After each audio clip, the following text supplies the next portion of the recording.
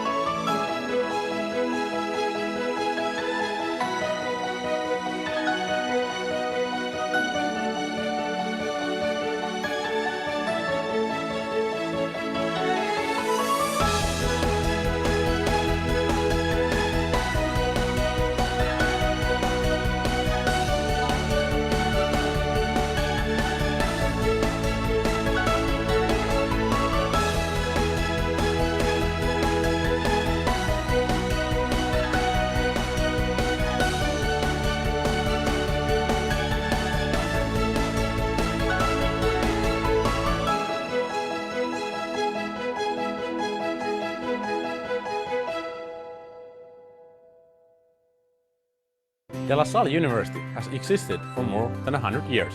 It is cool to be part of this traditional yet global institution that embraces cultural diversity. My professors have been so helpful and encouraging. They guide me to the right coursework and program. They continue to teach me to strive for academic excellence. I'm comfortable with the facilities, particularly with the Learning Commons, as it offers a lot of rooms to study and research. Also, the assistance and support of library personnel are superb. My exchange experience opened doors of opportunities I did not know I could have before. It was a very life-changing, unexpected journey, and it undoubtedly is the highlight of my college experience. The program has helped me deal with people from different backgrounds and work ethics, and it is a learning experience that would forever leave a mark in me.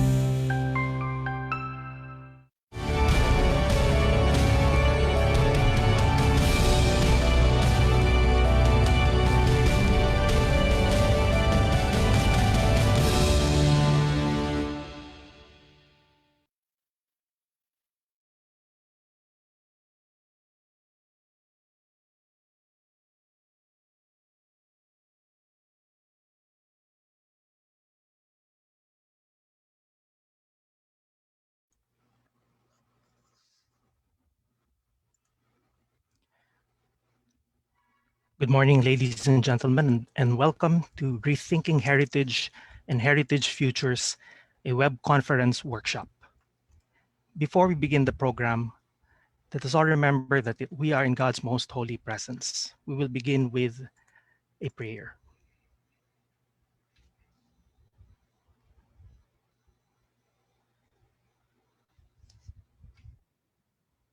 Langitnan nga paranubli. Iririmaw kita, iatubang natin ang aton kaugalingan nga may pagkamakainabusan sa Ginoo. Ikaw ang mahal nga makaako sa imong pulong gintuga ang tanan-tanan. Ang tanan nga kahoy, bato kag mga dahon sa kamayag nimo naghalin. Ikaw ang balaan nga balay nga nagabatiti ka naman. Ikaw ang mahamot nga hardin nga kang amon kalag kinasautan. Ikaw ang busay kang tanan nga kaaram. Ipakita ka naman ang mayad nga dalan, agad matutulan naman ang lagtom nga altar. Rugto, simbahan naman ang imong ngaran. Sambita lamang ang imong mga tinaga, kag maging mayad ang aman kalag. Mangin bag-o ang aman palibot, ang pagpalangga mo ang aman para nublion. San Juan Bautista de La Salle, himua kami nga mga bulak sa imong mga parangatian. Agad magapuyo sa Jesus sa aman tagpusuon. Hasta San Juan. Amen. Ladies and gentlemen, the Philippine National Anthem.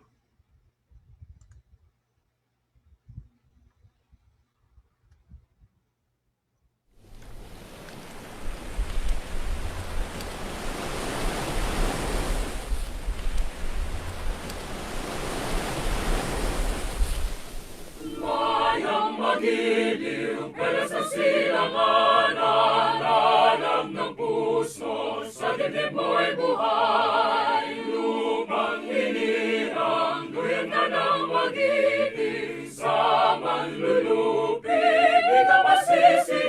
Sa nagatang mundong sisimuyan, sa langit mamahal, may nilagang tulad, awit sa panlayang minamahal. Ang kisap ng watawat mo'y tagumpay na nagdininig. Ang bituin at araw niya kailan pa may di magdidilim. Lupa ng araw ng buwan, ating pagsinta mo'y langit sa piling mo.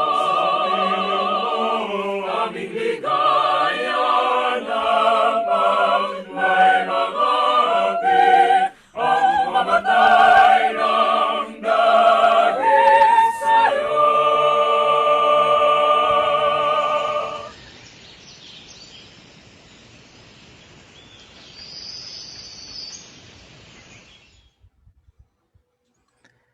And now to give the opening remarks, I have the pleasure to introduce Dr. Raymond Girard Tan, Vice Chancellor for Research and Innovation of De La Salle University. Good morning, Dr. Tan. Morning. Thanks very much. Ladies and gentlemen, I think there's something wrong with my camera, but let me just proceed with my opening remarks. It's my pleasure to welcome all of you to this webinar entitled Rethinking Heritage and Heritage Futures. Cultural heritage is an important part of people's identities. And even though in the Philippines, we're still trying to catch up and get organized in celebrating our cultural heritage, universities such as DLSU should play an important role in spearheading our collective effort to celebrate our heritage. This workshop, which is being led by our colleague, Dr. Shirley Lua, supported by a powerhouse team who I list in alphabetical order: Dr. Arnie Ascaraga, Mr. Jay Calleja, Dr. Yumyum Demeterio, Dr. John Iramil Chodoro, Dr. Jose Victor Torres, our invited speakers, and the supporting team of research assistants who have made this event possible under the purview of the Southeast Asian Research Center and Hub, led by Dr. Fernie Santiago. The workshop is intended to delve into three main questions. Number one, to what extent are cities a physical matrix for cultural heritage? Number two, how can new technologies enable us to preserve and even enhance cultural heritage? And number three, how can new methods and approaches allow us to uncover heritage in places where we haven't seen it before, where it was hidden previously? And these are interesting research questions which scholars from different disciplines should be willing to explore.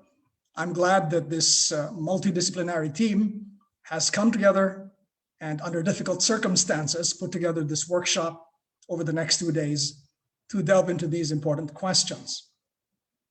As a leading and learner-centered research university, DLSU must play a role in the knowledge ecosystem of the Philippines. And part of that, for sure, is celebrating, enhancing, and preserving cultural heritage using the best available techniques and technologies that our minds can bring to bear on the problem. So with that, I'm pleased once again to welcome you all to this webinar. I hope that you have a stimulating 2 days with us. I hope that you generate new ideas. And finally, in these difficult times, I wish you all safe passage through the pandemic. Thank you and good morning. Thank you very much, Dr. Tan. And I shall now give an overview of the conference workshop. The conference workshop will have 4 panels. The first panel, which is at 10 o'clock this morning, examines our city, our locale, as a heritage. How do we see our city? How can we make our city more livable? What cultural assets and heritage gems are found in our locale, and how do we interpret them? How do we beautify our environment? What preservation efforts have been done to our city, and how can we further engage to save and secure the city for the future? What further efforts can be done to work toward sustainable local communities? This will be followed by another session after lunch, which is entitled Heritage La Salle.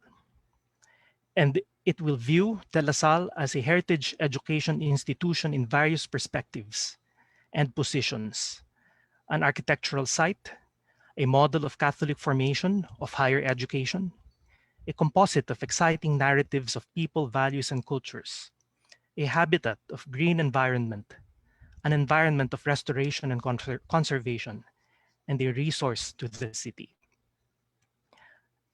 The third panel this afternoon, seeks to reflect on the embryonic forms of future heritage and investigate alternative modes of developing future legacies. This perhaps in consideration of the design and building of specific worlds of tomorrow. The fourth session is scheduled tomorrow morning at 10 o'clock, and the title is Heritage Research. And from the simple descriptive data gathering of tangible and intangible objects, looking at heritage now involves a wider study, the rethinking heritage, in relation to environmental conditions, social institutions, economic variabilities, and interrelations of cultures.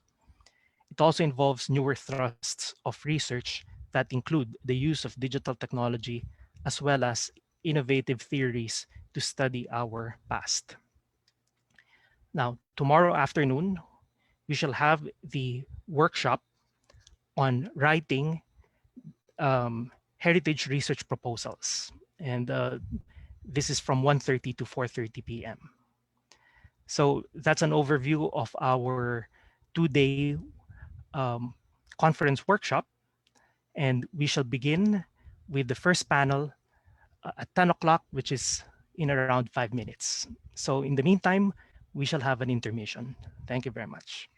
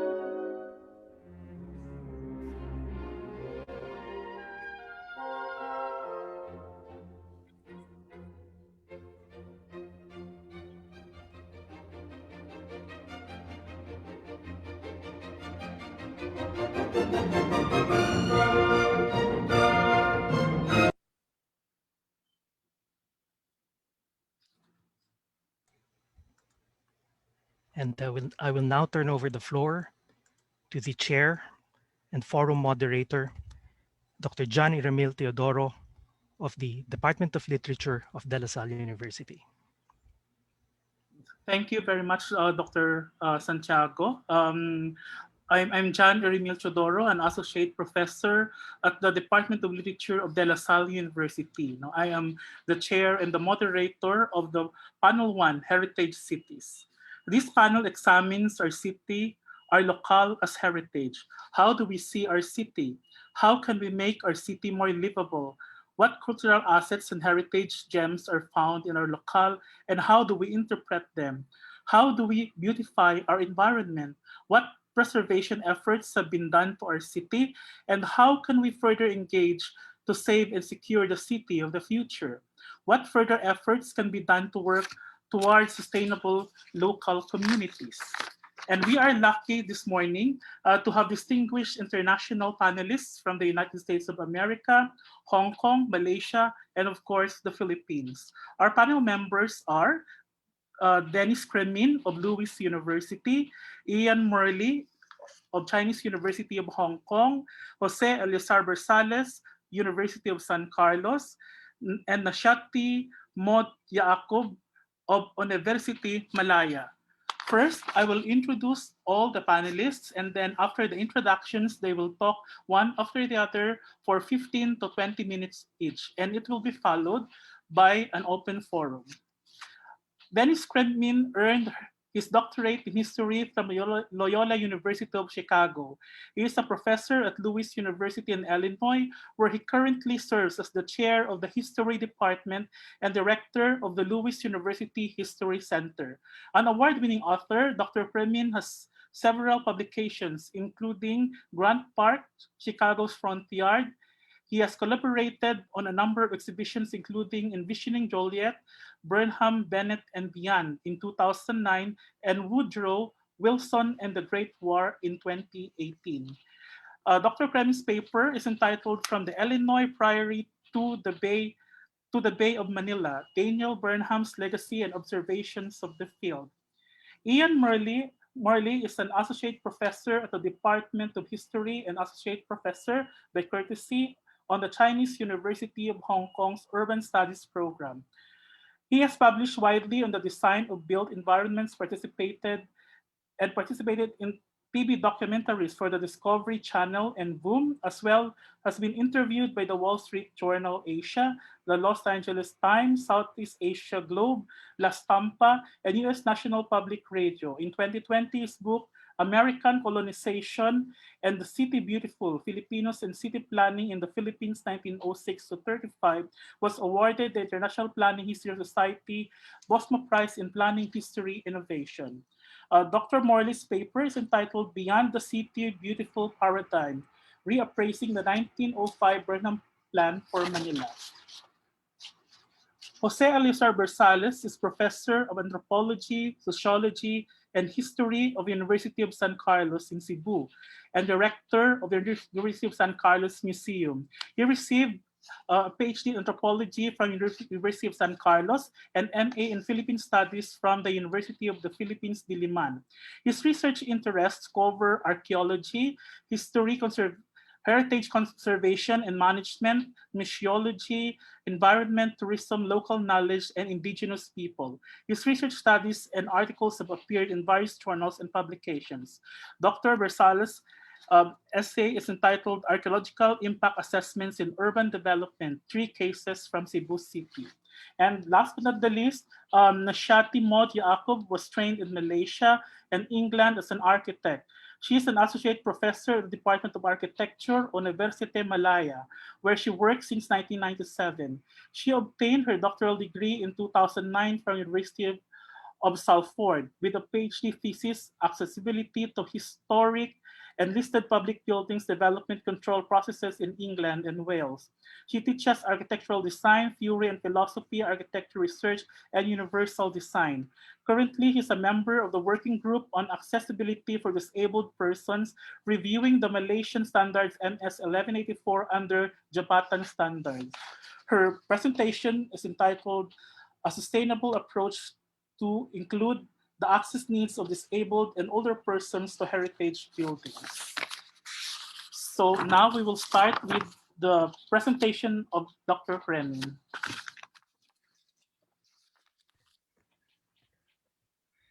Thank you so much, John. I'm gonna put up my PowerPoint here. And really where I wanted to go with the talk is talking about some models that Illinois has and kind of elaborate them. So this is kind of, I feel like a frothy cappuccino start to our session here. Let's see. I'm looking backwards for a moment to the Heritage Manila Heritage Cities Conference from 2017. I was a participant there and had wonderful adventures learning about Philippine heritage of schools with Brother Armin, adventures with my colleagues. One of the most vivid memories is meeting Augusto Villalon. Shirley called him Toti, and talking to him about his experiences at Notre Dame and Chicago as a model for a certain form of heritage. And then he went on to Yale. But we were able to meet like this at De La Salle University. And going out and exploring in the area around the Intramuros and the school there, and learning about conservation with this group of students, and many adventures. In fact, talking about the Chicago plan, but also the plan of 1905 for Manila, and of course, Baguio as well. And a real highlight was the ability to speak at St. Louis University. And the great work that's going on at Dasmariñas and their cultural heritage complex there. So to highlight a few of those things, and so express my gratitude for your fine work. I can't help to touch on this kind of historical moment that we're in. This week, the United States, we're marking the year anniversary of the murder of George Floyd. And it brings up all kinds of conversations about post-colonialism, but also in the context of climate change and livability. And I hope to touch on some of these themes as I go through, because I think there's some models here that some that are older, but also some that are happening right now. And then thinking about Daniel Burnham and his plans, but also thinking about them as models for regionalism. So I'll be touching on the idea of national heritage areas and river recovery, which I know is also going on in Manila now, and it's really a movement across the world. One of the highlights was when our colleague Neil Perinas took me to the Art Museum to see Juan Luna's Spolarium. And I couldn't think of a better image to represent the kind of the moment that we're in and kind of investigating themes of post-colonialism. I live outside of Chicago in the greater Chicago metropolitan area. There were a number of marches here, but you know these names: Breonna Taylor, George Floyd, Michael Brown, going back to Ferguson.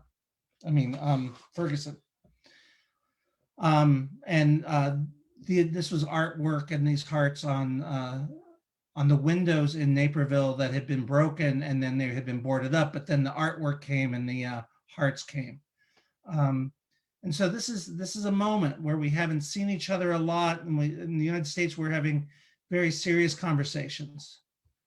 And many of these take place in this kind of context of Chicago as the shock city of the West, that moved from a relatively small place on the Chicago River where it meets Lake Michigan. And within 100 years, it goes from about 4,000 people to 1 million. And in many ways, Daniel Burnham is looking at this change and thinking about it. And in many ways, Chicago really holds the 1909 plan of Chicago central to their thinking. You'll remember that Burnham was the guiding architect for the World's Columbian Exposition in Chicago in 1893. And we're viewing the so-called White City, which is also a poignant idea in this context. But this kind of idea of an orderly city, and we've covered the Burnham plan quite a bit, and the view out, and not all of it was realized, and much of my work involves the area right at the lakefront where the Art Institute of Chicago is, and the museum campus. But we have this view from the 1909 plan that includes the view of Manila with the Intramuros, and this relationship of the city with this older part, a conspicuous act of preservation of the area in many ways. And the large plan that sprawls out and engulfs the river, very similar to the situation in Chicago. And thinking about how this area has developed over time. And of course, we have the mountainous region of Baguio and its difficulty in planning. But a real highlight was the visit. This is from the Plan of Chicago, where Burnham is kind of pulling together these ideas, his experiences from the World Columbian Exposition, of working in San Francisco and working in Washington, D.C., and then in the Philippines. And so ultimately what we're looking at is also the green space. And I think this is really important because Chicago really embraced this idea of having these bands of green space that became really important to its identity and creating a regional park system. By around just after 1900, Chicago becomes a world leader in parks of green space. And it talks about it in terms of creating space to breathe. And so as we go forward, you can see a better image from the 1909 plan and all of this green area. And this regionalism that really encompasses now urban, suburban, and even this term edge cities, about 60 square miles of area. And so again, what we see here is the increase in population and that really interesting statistic, which is that just less than 3 million people in the city itself, but we have approaching 9 million people in the surrounding area. So in 2000, we know that the United States became the first suburban nation in the world. And there hasn't been another to add to that list yet. It may be not sustainable model going forward. But Chicago's interesting in that way. And looking at Manila's population of approaching 14 million. So just to kind of put it on the map through time, these were images put together by Open Lands, a not-for-profit in Chicago.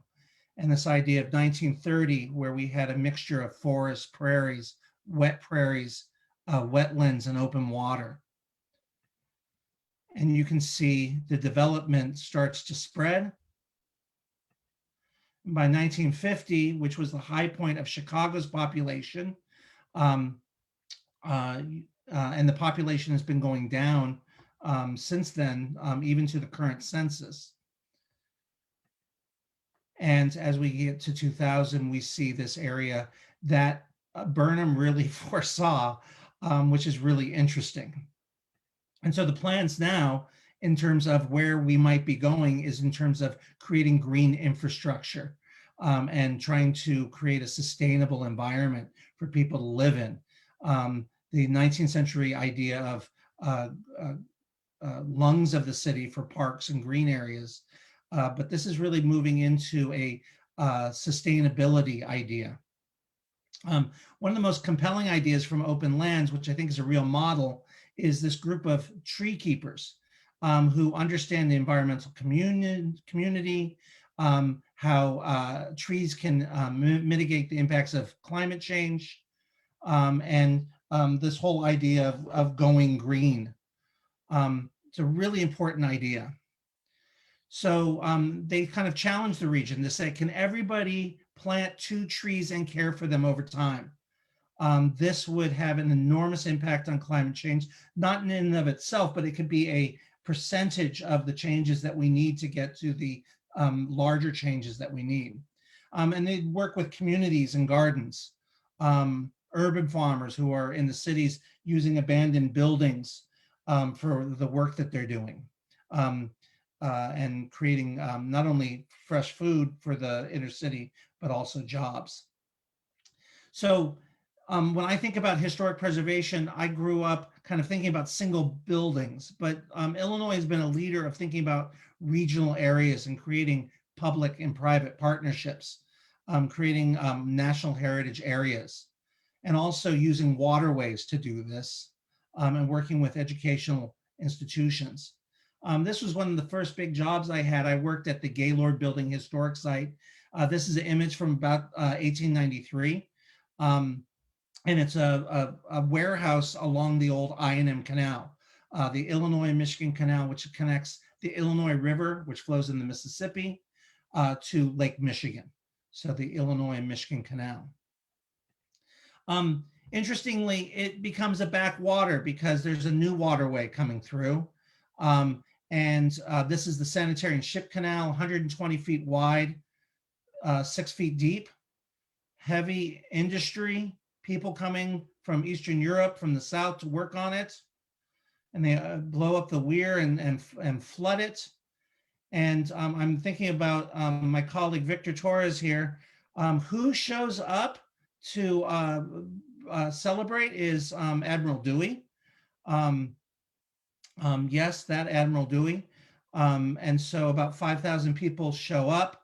You can see that they're blowing a cannon ceremoniously. They're not trying to sink him, I don't think. I think they're just making a celebration. And it creates a electrical waterworks. So that Gaylord building becomes a remnant, a backwater, an area that's on a waterway that doesn't operate anymore. And yet the building's really an important feature of our community. And it becomes part of the National Trust for Historic Preservation, one of their 50 or 60 sites. And then this idea of a waterway that could be recovered and an area for interpretation that recalls this period in which Chicago grew because of its grain, but that it moved from an agricultural industrial area into this Rust Belt, and this radical transformation of the environment. So taking students out to learn about the Native Americans and the French trade at Isle of Lacache, or having Cole Torres, a graduate student, holding story times to talk about Abraham Lincoln, his support of the canal at the Gaylord building.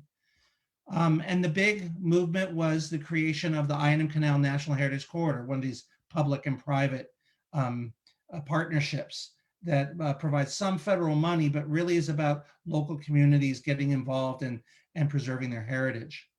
And the reason I mention it is because it moves beyond the house into this larger landscape, a really important landscape. The other image is the Chicago River. In 1970s, it was polluted, and Mayor Daley wanted people to be able to fish there. It's a touchstone for the community. And it opened just a couple of years ago with a new walkway. These were photographs from about a month ago. Everybody wants to take the architectural tour there. And this is the area where the north and south branches of the Chicago River meet. And that's what the site looks like today.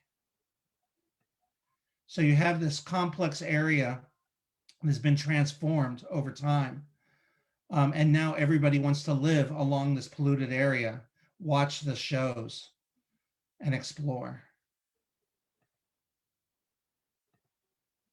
And so as we wrap up, we're back in Manila with De La Salle and looking at Anish Kapoor's Cloud Gate, which brings the city right down to us, and this meeting point for reflecting on our past. Thank you so much for this opportunity to speak. I look forward to all of the sessions.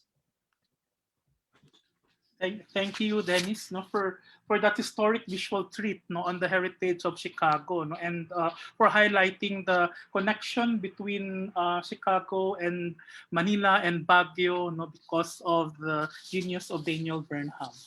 Okay, so may we hear on Dr. Ian Morley now? Good morning, everyone.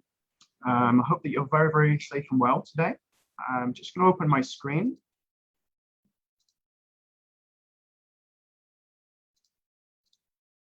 There we go. So before I begin my presentation, let me just perform two very, very simple, two very basic but important tasks. I must convey my sincere gratitude to De La Salle University's Southeast Asian Research Center and also to the Heritage Research Team. Particularly, I must convey my gratitude to Professors Shirley Lau, Fernando Santiago, and Vic Torres. My other task is to introduce myself to you. If you're not aware who I am, I'm Ian Morley. I'm an associate professor based in the Department of History at the Chinese University of Hong Kong.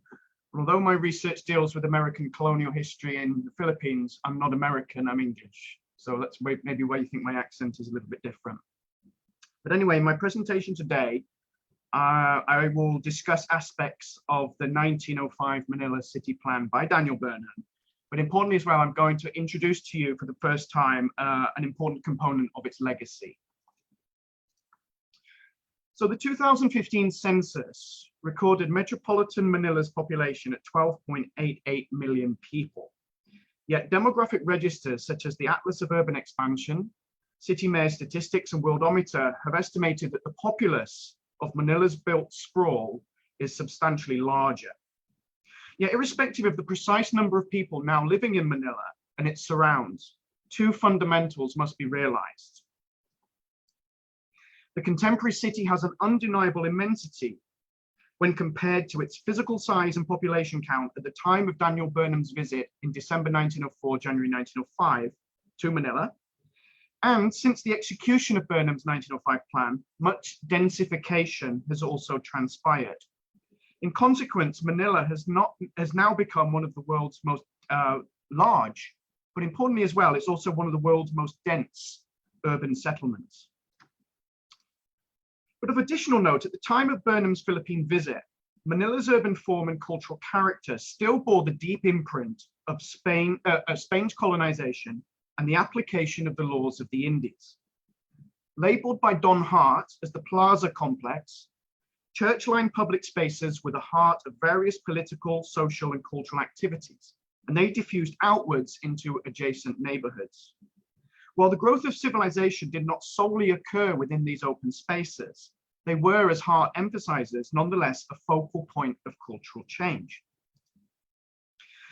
For Burnham, though, whose visit to Southeast Asia transpired against the backdrop of US President William McKinley's benevolent assimilation proclamation, the plazas held a different meaning than the simple glorification of Spanish power. Whilst he admired the picturesqueness of the Spanish colonial-built fabric, he was cognizant of the multitude of social and public problems that plagued, often literally, Manila's citizens. So, in building upon his prior experiences in the US, Burnham employed city beautiful planning in Manila to activate social and environmental transformation. In composing a plan that harmoniously integrated parks, playfields, public buildings, and other architectural features with the natural landscape, he tendered a vision of what he believed the city as a modern colonial capital should be. Although we can criticize Burnham's plan for aiding the imperial designs of the United States, and in so doing, creating more effective colonial governance, he nonetheless changed the face of Manila, and in crucial ways, he permanently changed the built fabric of the city for the better. Burnham's genius can be seen through the fundamentals that he employed in order to guide his 1905 Manila plan. I'll raise a number of points in that regard. Firstly, it's necessary to acknowledge that Burnham viewed the city as a single organic structure with various elements, i.e. spatial, social, etc., all linked together. Secondly, we need to appreciate his conscious awareness of the long-term implications of his planning project and how it would facilitate national development. Thirdly, we need to realize that Burnham grasped urbanism as a powerful instrument for catalyzing societal evolution. And lastly, he sought through the creation of new roadways, parks, and grand sightlines throughout the city to make Manila more livable, beautiful, efficient, and green. Accordingly, with the 1905 plan being an important component of an expansive reform program devised to reconfigure the Philippines into an American-style society, the capital city's new urban appearance, and new urban morphology would ultimately serve to remove the vestiges of pre-1898 civilization, Spanish civilization, and concurrently help generate a new one. Hence, in treating Manila as tabula rasa, Burnham would inspire Philippine society to alter. The report on improvements at Manila laid bare what Burnham and his partner P.S. Anderson's desire for what the reformed city should be. Quote, a unified city equal to the greatest of the Western world with unparalleled and priceless addition of a tropical setting, unquote. In view of this, the implementation of their city planning scheme would institute a visual, spatial, and cultural dichotomy. It would also permit Filipinos to experience their capital city in novel ways. Transform Manila would empower citizens to more freely and quickly move about the built environment than was possible in early years. In laying down circumferential parkways, a 250-foot wide seafront boulevard, and broad diagonal arteries that punctuated the suburbs, once unimaginable accessibility between districts north and south of the Pasig River was to be fashioned. Likewise, trees along their edges would supply shade and boost the general quality of the built environment. Further setting apart from the spatial logic of Spanish rule that preceded it, American colonial rule during its commencement saw political, economic, cultural, and aesthetic matters as entwined. For example, the colonial administration of the US invited Burnham to redesign the Philippine capital in order to, amongst things, expand Manila's economy and improve its sanitation. Business and industry were to flourish given the Americans' development of new infrastructure, roads, bridges, new train station, port development, Riverside Key development, etc. And again, this organization was to ensure the future development of the city was around Manila Bay, in connection with the Pasig River and also the Esteros. With the improvement of cargo movement by road and water, Burnham's recommendation to clean up the hitherto unsightly estuarine creeks was to also grant supplementary benefits. The revitalization of the Esteros would make the water supply more potable, would allow for greater water flow and thereby reducing the risk of floods during typhoons. And as in Venice, it would transfix the city with a new element of beauty. Burnham's aim to cultivate visual splendor, a visual splendor that was parallel to the very best of the Western world, involved the creation of lengthy vistas along boulevards and through public spaces, leading the eye towards new public buildings. Replaced by views to grand pieces of architecture, especially those towards the new civic core, the proposed civic core, church bell towers no longer were to dominate the cityscape. This visual change symbolized the shift to a more civic and secular type of society than had existed pre-1898. More so, new walkways along the Pasig River and the seafront, as well as new parks and playfields, encourage greater outdoor leisure activity. Whereas under the laws of the Indies, the native population, the Chinese, the Japanese, and the colonizers were encouraged to live segregated from one another in different neighborhoods. From 1905 onwards, New Manila was to be dedicated with green spaces with public parks that encouraged all citizens to come together in order to participate in a shared, unified civic life. Whilst Burnham admired how the Spanish had adapted their architecture to suit Manila's tropical climate, he likely wanted the city's government officers to conform to the then pervasive fashion in the United States for public buildings to express something of the magnificence of the classical aesthetic. The courthouse, as an example, was noted in the report of improvement at Manila as requiring architectural expression that voiced the greatness of its function. Similarly, the proposed Capitol building, which was to be the symbol of the nation's power, and government offices in its vicinity were to be symmetrically grouped so that beauty and convenience could be attained. The precedents for such a configuration were found at the Forum in Rome, the Louvre in Paris, and Versailles Palace in France. Fittingly, this incorporation of classical architecture and layouts intimated that the United States could lay claim to membership in the history of great civilizations. Manila thus being its Asian pearl of the unfolding modern Asian era. Yet notably, the 1905 plan required the input of a number of architectural experts. In this regard, 3 individuals demand notice, they being William E. Parsons, the first consulting architect in the Philippines, Ralph H. Doan, the 3rd consultant architect, and then Juan Arellano, who you can see on the right, who was a US educated Filipino who by late 1918 was the acting supervisor of the Bureau of Public Works Division of Architecture. To be brief, Parsons from 1905 to 14 was responsible for designing numerous parks, plazas, and public buildings on prominent sites within downtown Manila, including the Army and Navy Club, YMCA building, Philippine General Hospital, Elks Club, Manila Hotel, and the University of Philippines Hall. He also designed market buildings and transportation facilities such as the Paco train station. Doan, as consulting architect in 1917-18, encouraged Filipino architects to develop their own artistic forms, and by doing so, take up leadership in the arts. Arellano, under the employ of the Bureau of Public Works, designed numerous public spaces and large-sized buildings originally suggested by Burnham, e.g. the Central Post Office and the Legislative Building. However, in 1922-23, he designed, and you can see this on the right of the screen, he designed the Daniel H. Burnham Memorial in Manila. Now, during the past year or so, myself and the architectural historian and conservator Joel Rico have ventured to rebuild the Daniel H. Burnham Memorial at the Luneta in Manila. Whilst Burnham's name still retains a special status amongst architects and heritage advocates, few members of the general public in the Philippines are aware that a monument to the American once existed in their capital city.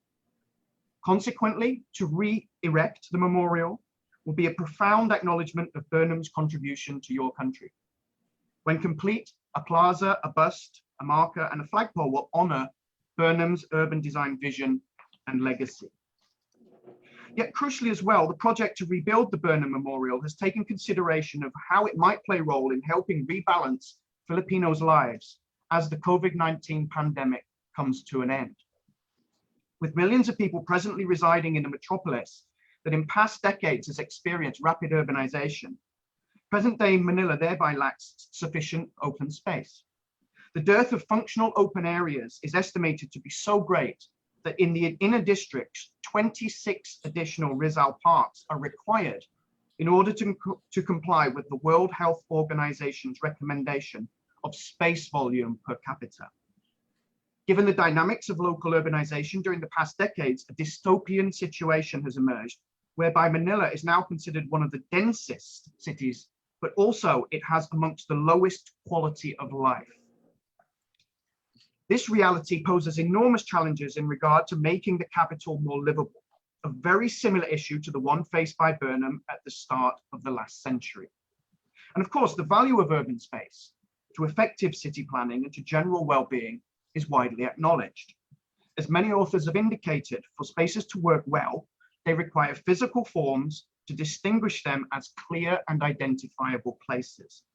To do this, with respect to the Burnham Memorial, myself and Joel Rico have ventured to establish it as a place of engagement. In attempting to transform a derelict site at the Luneta into a place, the Burnham Memorial's layout encourages people to be active participants. In inviting agency, there are objects to see, and there are 2 markers to read. One supplies a brief biography of Burnham, the other uses text from the report of improvement at Manila, albeit slightly modified, so as to encourage all people in the city, so to speak, to own the memorial. For this reason, with equity in mind, the memorial will state that it is, quote, dedicated to the Filipino, to each person past and present who has contributed to making Manila achieve the ambition of being a unified city equal to the greatest of the Western world, with paralleled and priceless addition of a tropical setting, unquote. Of significance too, the perimeter of the memorial's raised site will be marked by seats. Aside from encouraging users to socially interact, the seats allow people to experience the memorial in a relaxed manner. What's more, they enclose the plaza, and this reinforces the sense of it being a distinct environment in the center of Manila. Such sentiment is buttressed when looking outwards, looking eastwards from the memorial site across Rosas Boulevard. An unblemished vista towards Rizal Park and the Rizal Monument will be attainable. All in all, the Burnham Memorial, when finished at the end of this calendar year, shall conform to normative principles of good urban design. The memorial is evolving. It transforms a neglected site into an object of beauty. It is engaging and meaningful. There will be things to see, read, and think about with regards to Manila's history.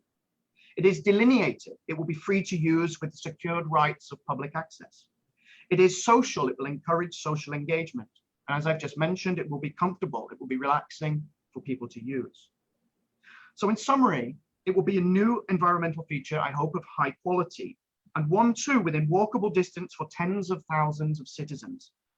Its existence will help to bring back domestic tourists to the heart of Manila once the COVID pandemic has ended. Although until then, it will encourage inner city residents to interact with the local built fabric in a fresh way. Ultimately, the installation will explicitly remind citizens and public authorities alike of two basic city planning matters, two fundamentals. Firstly, that open space beauty and social interaction, as Burnham underscored in 1905 with his city plan, can play a vital role in the future development of the Philippine capital city. And in conjunction, a planning vision can inspire the reuse and transformation of dilapidated urban sites. Heritage in this milieu, therefore, can matter, will matter, does matter. More to the point, without any review as to how to reuse urban spaces, currently undervalued sustainability goals will never be attained. To boot, unexpected disruptive external forces, such as COVID-19, will continue to impinge upon residents of the city, many of whom live close to or below the poverty line. As the ever hopeful, ever persistent Burnham would surely agree, were he alive today, for city planning to be successful, it must produce social conditions that improve lives as we cannot do now. And so, to bring my talk to its end, for those of you interested in Burnham, his legacy, not just in Manila, but in the Philippines as a whole, I've published two particular books on this topic. Alternatively, if you wish to find out about other publications I've got, please feel free to Google my name or look at the history department at the Chinese University of Hong Kong. You can find my website there. But thank you so much. Thank you so much today for your time and for your attention. And as I mentioned at the very start of my talk, continue to stay safe and well. Thank you. Take care.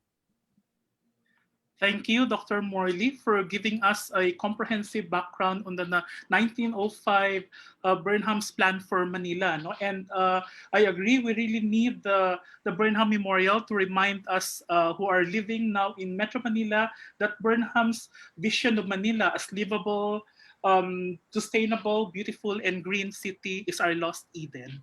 Thank you. Dr. Bersales. Thank you. Thank you, John. And so I'd like to share my presentation now. Yes, please. Okay. Okay. Can you see it now? Yeah. Okay. Yes, my talk will be on an archaeological impact assessments in urban development. I'll present three cases from Cebu City. These are private development projects. First, what is an archaeological impact assessment? AIA is actually a tool for determining the archaeological richness or information that one may find in an in given property or land form.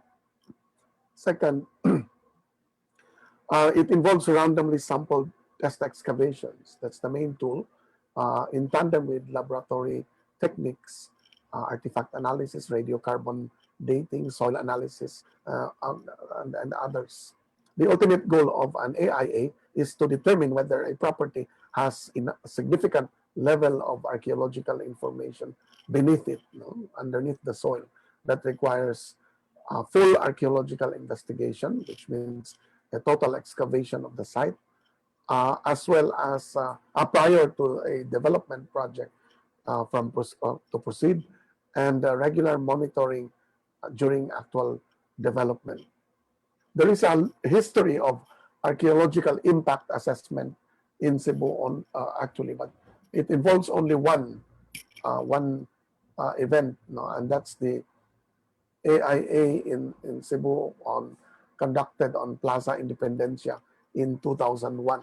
Plaza Independencia, which is across Fort San Pedro, as it happens, is the site was the site of a construction of a subway tunnel. You have to forgive me. There's some noise near me. The first AIA that was conducted, first and only one in Cebu in 2001. It was funded by the Japanese International Cooperation Agency to conduct an archaeological assessment of the plaza. Now, unfortunately, in 2001, it was determined that the site did contain significant archaeological information, and therefore it has to be excavated, at least the area where a subway tunnel was to be constructed beneath the plaza to connect to the South Reclamation Project, and that in order to preserve the vista of Fort San Pedro and the integrity of the plaza, and the archaeological evidences that were determined to be contained in the area to be traversed by the tunnel, it was decided that a full excavation should be conducted.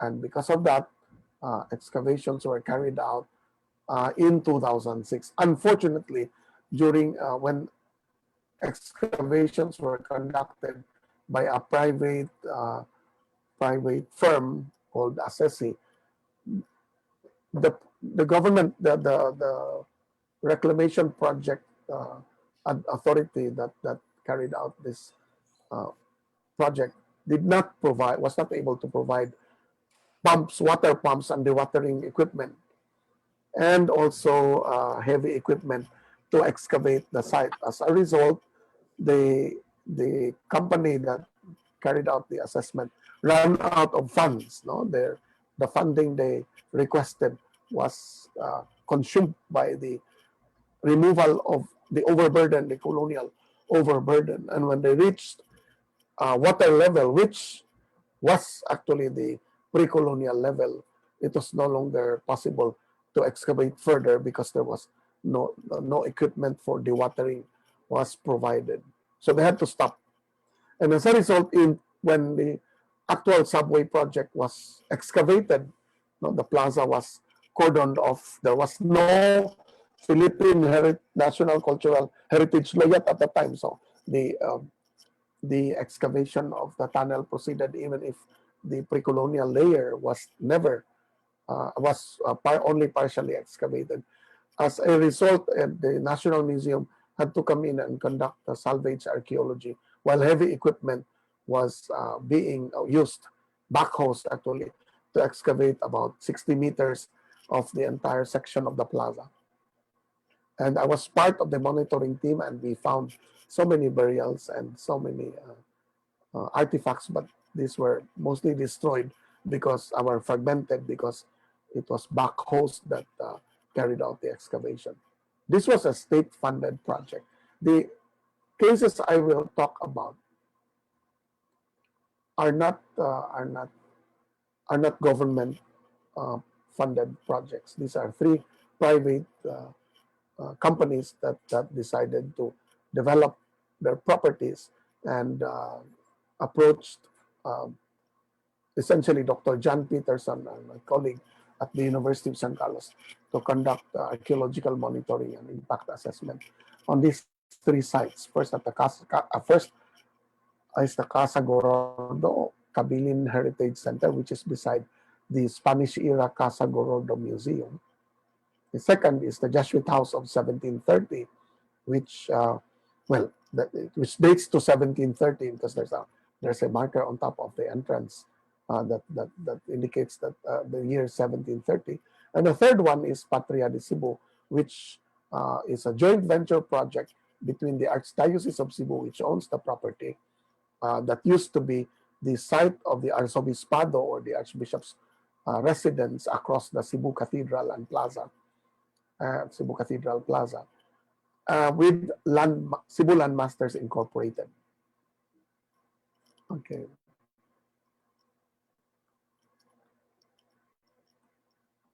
Okay, the Jesuit House of 1730 was monitored in 2018.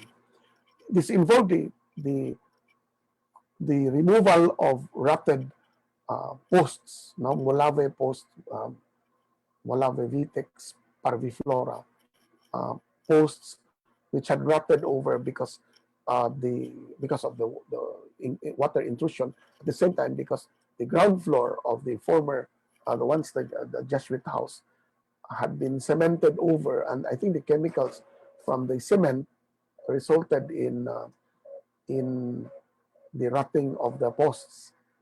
So the owner, Mr. Jimmy C., who had inherited the property from his father, that had become a warehouse for hardware materials, decided to convert the old house into a museum, but still within the warehouse of full of hardware material.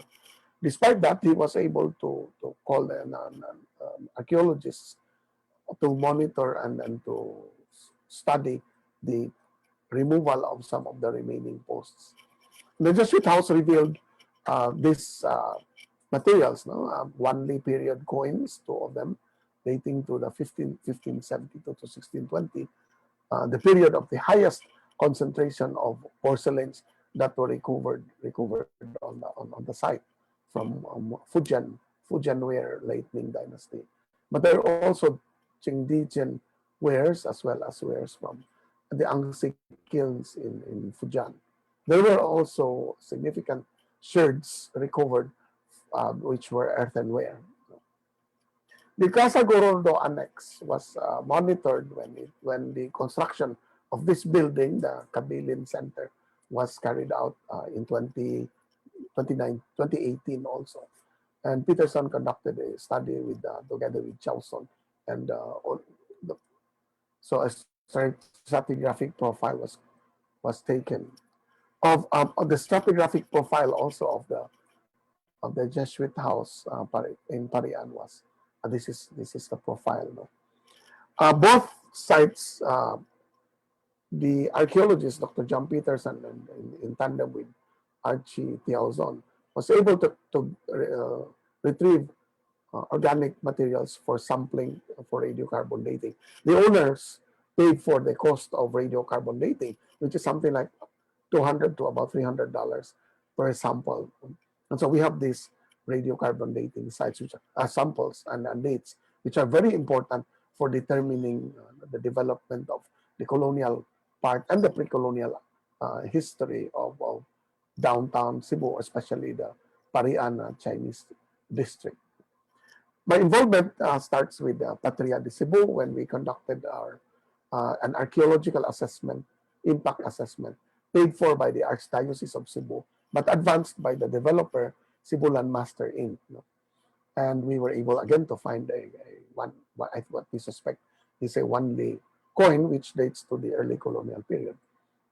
And these are views of the assessment. We did a lot of 1 meter by 6 meter trenching using backhoes at the start, but then we started once we removed the overburden, late colonial period overburden. We started using shovels, and then we we also screened what were removed. No? The Patria site is now being excavated for coffer dams, no, to prevent water seepage from the sea. So we're just waiting for the coffer dam to be finished, then we will begin excavating the site. But there have been screw piles that have been driven down to about 60 meters, 15 meters to 16 to 17 meters for a two-level basement parking, and so certain sections which have been excavated for the driving of piles as now we've monitored them, and so we've taken pictures, we've removed some artifacts that are found in the sites. Lab work continues, so we've carried out accessioning and database management of all the artifacts that have been recovered. Here is an example of Spanish period material, including early colonial period ceramics, bones, animal bones, deer and cow bones, and shells, and brick material that used to be part of the old Arzobispado, which was bombed, which was hit by bombs in World War II. So far, we have produced John Peterson and Kiao have produced environmental scholarly paper on the two sites, the Jesuit House and the Casa Gorordo Museum Annex. What makes for the success of these archaeological impact assessments is that the developers and their owners pay for the assessment, whereas the Republic Act 166 requires the conduct of assessments. It's very difficult to impose this in the Philippines, especially on urban locales where you have private owners who just cordon off the property and start developing, for example, a hotel, digging down 2 or 3 basement parking floors below without calling the attention of archaeologists. Luckily, the National Museum is very concerned with these developments, and has deputized people in cities to monitor these projects, to start looking at when infrastructure projects begin. And so in Cebu City, when these projects happen, we make representation with the owners and tell them that a permit to excavate within the historic core is required by law. It is assumed that the heritage and historic core of Cebu contains a lot of important cultural properties, ICP sites, including archaeology. And so we hope that these 3 will serve as a model for Cebu City and also for other places where a lot of infrastructure development by the private sector is going on. It's not so much with the public sector, because now I think the Commission on Audit and the Department of Budget and Management requires archaeological and environmental impact studies prior to releasing funds for renovation or development of government buildings. There is not much with that control when it comes to the private sector, because the government does not release funds for the private sector to do assessments. But an environmental impact assessment is required actually by the DENR, and so we're working now, for example, on the carbon market development project to conduct archaeological impact assessment. We have already signed an agreement, so we're moving forward with private sector participation in AIA, and we hope that the publications we will produce in the future will encourage other cities to be mindful of archaeological resources that are buried beneath their historic cores, and call on archaeologists, especially the National Museum. And if there's no branch there, they can call the National Museum in Manila and report that there are development projects going on in their cities or localities which do not have any archaeological impact assessment. which should be, in fact, required. Thank you very much. Thank you very much, Dr. Bersales, for bringing us to Cebu City this morning and showing to us various archaeological recovery and heritage preservation projects. So on a personal note, Cebu City is one of the cities of my heart because of my many writer friends in the city and, of course, the great Cebuano writers whom I admired. So, Dr. Yaacob. Hello. This is my turn now. Thank you very much to De La Salle University and Search, and in particular Dr. Santiago Fernando and Dr. Shirley. Okay. When we talk about the sustainable approach to include the access needs of disabled and older persons to heritage buildings, when I was first approached, I thought about my PhD topic that I did in 2002 to 2009 on accessibility to historic and listed public buildings, the development control process in England and Wales. 5 years before 1998, I was a conservation activist, and then 1998 onwards, I'm a disability activist. So a bit about myself, when I approach in tackling this thesis, I came up with this thesis. It is very good because it deals with both the interests that I have, conservation and accessibility, the love for heritage buildings and historic buildings. And in this presentation, I'd like to discuss some points and also conclude with the Malaysian situation. So digging up this thesis at this time, the context of it, in 1995 to 2010, there was a Disability Discrimination Act. And in particular, there was a code of practice called Goods and Services, where you cannot deny, or you're not supposed to deny, the access to goods and services. And in many places in England and Wales, a lot of this, services are in heritage buildings, obviously, whether Grade 1 or Grade 2 star. And in particular, the National Gallery here on the right in London.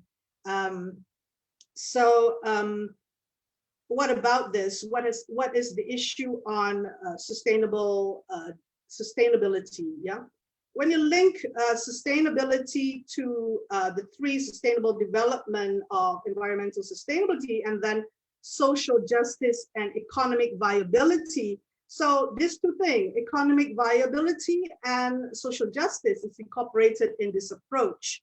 You'd want to involve as many people, everyone, older persons, persons with disabilities, obviously, younger people, to access this very much loved building. So in fact, the disabled persons themselves said, we don't want to put stainless steel railings or make it ugly, because we appreciate this.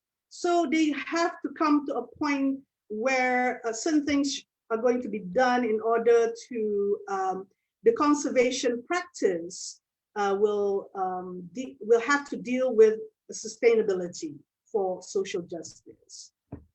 So what happened in the National Gallery is that you have that huge staircase in the middle, that very strong symmetry. And on the left, there is that pavilion. I showed there's 2 pavilions on the left and the right. So the strategy was, you want to incorporate baby change, toilets, access person with disabilities, shops and cafes. At that time, what they did was they had to remove the steps. Yeah, on the right, on the left is the original steps. The focus on conservation practice prior to that, prior to the DDA, Disability Discrimination Act, was the concept of irreversibility. You cannot go and take out that stones. But because of this push and the fact that historic buildings need to be sustainable, meaning encompassing everyone. They managed to do that. The concept of reversibility then, in terms of you can put this stone somewhere else in the building. So you can allow all those things to happen. They put in lifts inside, access and everything. So everybody could enjoy the National Gallery and other Grade 1 listed building. I will show another example later. So before that, my PhD thesis was asking this first question because of my personal researcher bias. Does the importance of conservation take precedence over the importance of accessibility in the process of developing a historic and listed public building from the design stage until the completion and post-occupancy? So in 2007, the idea for the heritage protection reform came up. That was during my PhD time that I was doing this. I was picking up all these things. So the heritage protection reform from the Department for Digital Culture, Media and Sport in the UK in 2007 provided this following objectives: to develop a unified approach to the historic environment to maximize opportunities for inclusion and involvement. And 3, to support sustainable communities by putting the historic environment at the heart of an effective planning system. The #1 income generation in England is the heritage tourism. As you know it, 500,000 at one point, 500,000 Grade 1 listed building, Grade 1, 2, and 2-star listed building in England. So how are you going to do this protection? And it's always focused on the local authority, the conservation conservation officer, and the local authority. In every local authority, there's one, because heritage buildings everywhere in England. And then conservation practice was affected by changes in policy, and the government reviewed the historic environment since the year 2002 to pursue sustainable development, targeting social equity and economic viability, like I said earlier, by providing better access. What ensued later is that from DCMS, you will have from the government the establishment of the Heritage Lottery Fund that was established since 1994. But because of the DDA, the Heritage Lottery Fund take it upon themselves, because they provide the funding for, how you can get to visit all these museums and galleries all over England. And, there are also the charity boards, which is charity organization, English Heritage and National Trust. But the Heritage Lottery Fund would give the fund for, for the heritage providers, products providers to actually run the place. So they made it compulsory that whenever you apply for funding, they have to submit the access plan. The access plan is where the architect, the person who's practicing conservation, submitting the conservation plan, also need to submit the access plan. So in there, like the example that I showed earlier, where you have the National Gallery, you have to submit also what is a strategy in terms of bringing people in and what are the facilities that you need to provide. So going to the Manchester Art Gallery, when I first came to Manchester, where I had to do my PhD, I chanced upon, I love Michael Hopkins' design. So because Michael Hopkins did the, you see the plan on the left, the original Sir Charles Barry building, and then I think 1853. Then the new built by Michael Hopkins. And then they have this staircase. How are you going to, not make the historic building unpleasant, in terms of all those access features? So very carefully, Michael Hopkins tried to do using a lot of glass, right? Of course, then you can be in harmony with the design the original design. So you have this ramp access from the first floor. And I tested it myself, and it was kind of not according to the specification of the British standards for accessibility. And then I found out from a partially sighted person that glass is not good for floor or staircase, which it's been used a lot in this new, the new edition. And you know, glass or anything to do with that on the floor, it looks like a void. It looks like there's a hole for the partially sighted person in some cases. So there was this issue, which I was thinking, who is it is at fault here? Is it the access officer in the local authority, the development control process, or is it the architect? So this was the thing that I was thinking about when I was doing my PhD. That's why. So it led me to actually looking at this figure, which I want to describe a bit about it, the relationship of the reactive process with the proactive process with reference to development control. As you know, you have to submit the plans to the local authority in England and Wales. And who are these actors who play the role in the proactive process is the architect, the consultants, and the developer or the client, yeah, who put in the investment. And then you have the reactive process, which is the local authority itself. And you have the conservation officer, the planning officer, all are involved in this processing the plans, yeah, in planning control, the planning officer, and then conservation assessment, conservation officer.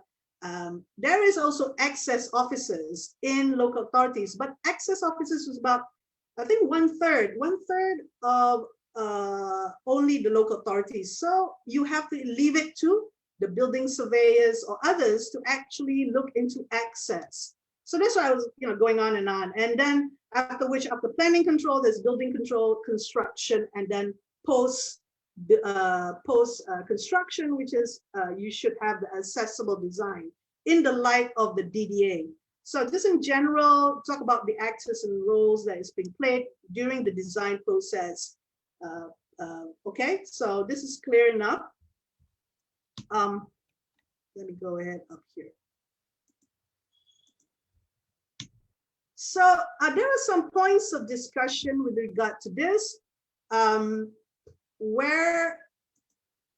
do you enable equal participation of disabled and older persons to enjoy the heritage properties and services provided in the premises? We understand about reasonable adjustment. Reasonable adjustment is not only regarding historic buildings. This is something that is always being put in the DDA, where the person who is submitting the plans, they could reasonable adjustment. The local authority would consider that there is a reasonable adjustment, and it is under the regulative and legislative mechanism interpreted by the heritage service providers and the consultants what is reasonable adjustment. So in the Brand Council, I will read it to you. A reasonable adjustment means making changes to the building. So your services are delivered from or the way you deliver the service so that it is not unreasonably difficult for the disabled person to use your service. Reasonable adjustments vary from case to case. So it's a case by case basis in which they will make the considerations and allow for planning approval and so on. Yeah, you can take into account the type of service being provided, size and resources, and the practicality of taking a particular step. The Act also says that you can provide a reasonable alternative method of providing a service if a disabled person cannot access it. The Act meaning the Disability Discrimination Act at the time. Later on, there was the Equality Act in 2010. So I'm looking in that context of the DDA. So, so this is in this case, local authorities came up with like, for example, access statement. Access statement is where the architect will have to go and write down what they couldn't provide for the accessibility for their the design that they're doing, the new design and so on. So there are all this mechanism coming in, and part of the things that we had to deal with the PhD. Yeah? So I talked about London, Manchester, and I did a case study on the Great Two Star in Swansea, but it's always the Grade 1 buildings, the one that you cannot touch and you cannot change anything, you know, and you need to get permission to really, when you do any changes to the building, is Grade 1 is very, very strict in that sense. Is it £500,000 a penalty for, you know, destroying any of these historical artifacts? So when we come to the conclusion aspects of the of this particular presentation, let's go. Yeah, we're going back to, I've been in the UK, and for those years really learned a lot. And the DDA was happening at the same time there was reforms, and that's what gave me some ideas and on approaching the situation in Malaysia in terms of, we learn about attitudes, and attitudes is important, and that not in some of the conclusions I made earlier, it's not only the access officer is the person responsible in the local authority, but all the officers need to understand about accessibility principles and how to get people in. And they have access consultants under Center of Accessible Environment, trained access consultants who specialize in bringing in them, like the one in Swansea. It was, I forgot the name of the architects, but they brought in one particular access consultant to deal with that aspect in the design process. So that there was all these institutional changes that was happening, more of practicing the conservation practice changes in terms of from the development, the players in the development processes. So when we came back to Malaysia, obviously when you know about the Burra Charter, later on, I mean, in England, Wales, there's a history of listed building in the 50s, and then you have before that arts and crafts movement, the Society for the Protection of Ancient Building, SPAB, and the influence that they have on the policies in England and Wales, and it's focused on the artifact. It's not focused on the people, but in Burra Charter in Australia was signed, it is focused on the intangible heritage, yeah, the people, yeah, more on the, so, you know, the attitudes are different east and west in this sense, in my opinion, yeah. Maybe because of this sustainable development idea, so they managed to interpret the Town and Country Planning Acts and guidance notes and so on in England, and hence the more of incorporating the sustainable development agendas, including more people to participate, to come, you know, to visit historic buildings. I could talk to you about the John Lennon House, but I think I'm coming to the end here. John Lennon House, quickly in Liverpool, the old house where John Lennon lived was a bit rickety and the structure was not good. So they couldn't build any access to the other floors in Liverpool at the John Lennon House. So much of the access is only to the ground floor and through virtual, through the digital, you know, where they could give a view of the other rooms upstairs. The same as in facilities for blind people, you cannot exclude blind people in art galleries. You have to provide access to audio, you know, audio information and so on. So, so in Malaysia, we have a different story. There is no, not a similar attitude in terms of laws, and why I'm pointing out the Suffolk House in Penang, just to conclude some things where the architect or the conservator involved with this development of the Suffolk House, 18th century building, It is change of use is to restaurant and facilities is under the Penang state government. So the conservator consulted a disabled person who is not an architect in Penang, and they managed to do a lift at the back. You cannot really see, but there is an ancillary building at the back that provides toilets and lifts, and you can access the first floor. So there's enough space at the back to do that, and yet in keeping with the grounds and the idea of conservation of the grounds and so on. And there's a little access ramp where that guy is standing there. But when even I go to Singapore, where there's everything's accessible, I can wheel everywhere. In Arab Street, or in certain conservation area where there's flooding, it's not easy to get over the trash pole. Yeah, so there's still some inaccessible areas in Singapore, for example. And of course, in Malaysia, we still have to deal with the 5-foot way. In Petaling Jaya in Selangor, the local authority go and build ramps over the drain. So there are all these issues that is not easy to deal with a certain urban environment that's in existing, which you want to include people, and you want to sustain the shop houses. You don't want developers to go and demolish and the character is gone, right? So although in Penang there is some protection and some guidance, but the people are leaving because it's quite gentrified, yeah, in terms of the lots of boutique hotels and tourism, the balance of the artisans are leaving, some of the people who live there for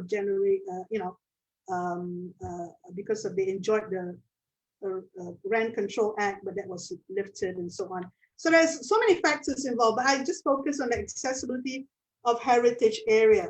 So what me and Fan Meng Hui, who did masters in accessibility for physically challenged person in heritage buildings, it is the initiative, like I said, the initiative of the conservator or the conservation architect from the proactive process more than the reactive process, needs to go and actually consult with or being trained to understand universal design principles and interpret the brief and also the research on universal design and adaptive or accessible design so that you can include more people. It's only more of the proactive process of these people that I noticed. And after doing a few projects after I come back from the UK, we did this list, a quick list on, because there was one significant point that was given to me by someone, is it Adrian Cave, I think, an access consultant in England, that unlike, he's a disabled person like myself, so, and also a consultant, unlike other commercial buildings, even residential buildings can, commercial buildings, public buildings, you can provide as much access through design. But for heritage buildings, it's 50-50, is design and services or customer services. So, that could be training of the heritage provider staff, for example. So when I think about the 5-foot way, I think there should be some collaboration between the shopkeepers, shop owners, that there could be a portable ramp and people can call in to access in there. But depending on also the design and the adaptive, some sort of design that can minimize the barriers that you can access to the shop houses in such environment.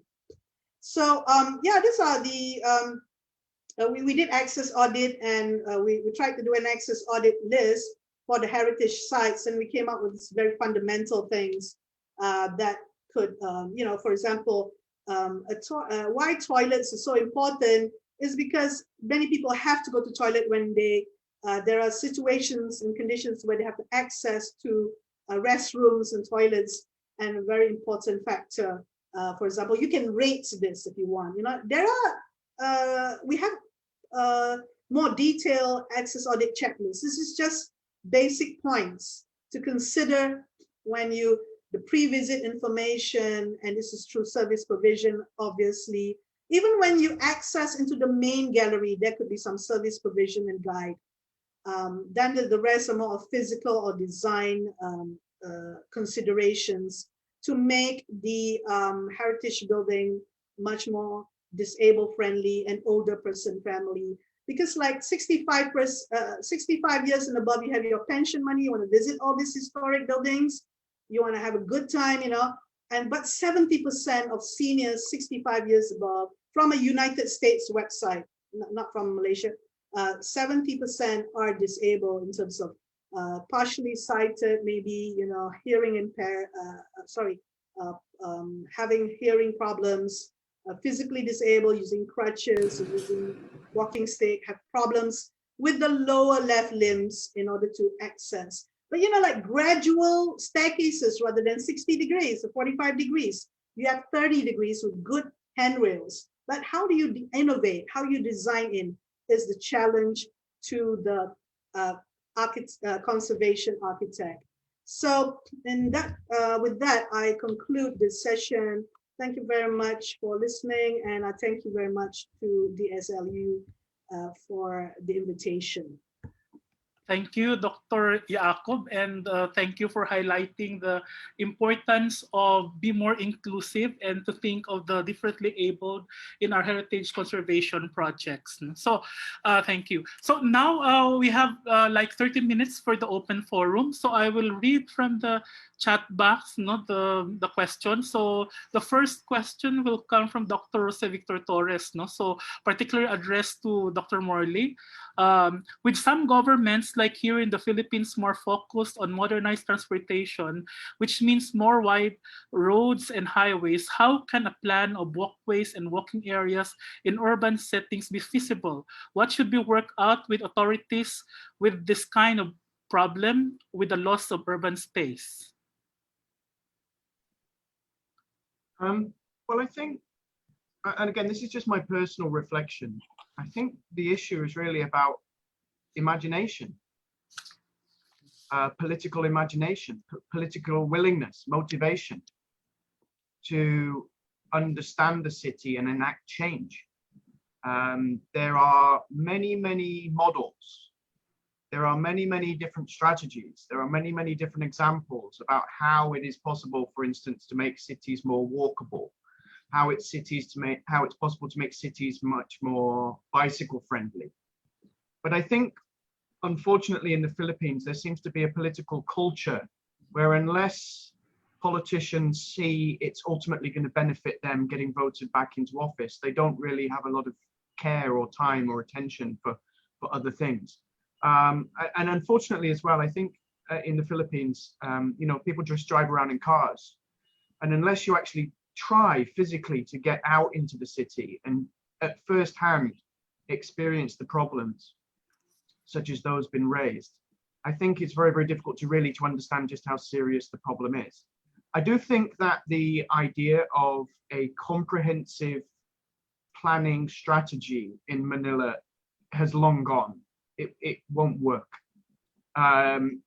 There's too many different political administrations, each with their own different viewpoints. There's too much bureaucracy. Again, at a time of pandemic, people have to prioritize budgets.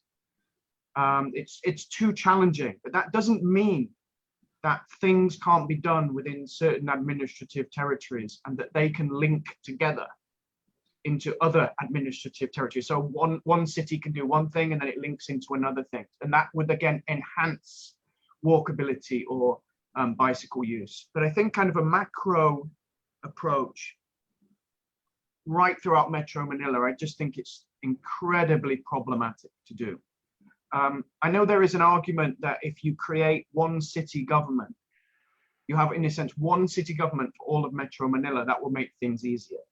Now, again, historically, that is true. If you take the example of London, London in the 19th century was a fast-growing, disorganized, largely unplanned city. And in the 1880s, the 30-something different local councils that existed were amalgamated into one county council. as we call it in the UK. And that new government basically understood the opportunity it had to broaden governance. And so there was a number of different policies that were enacted in order to make the city more livable, to improve housing, to enact more green space, etc., etc.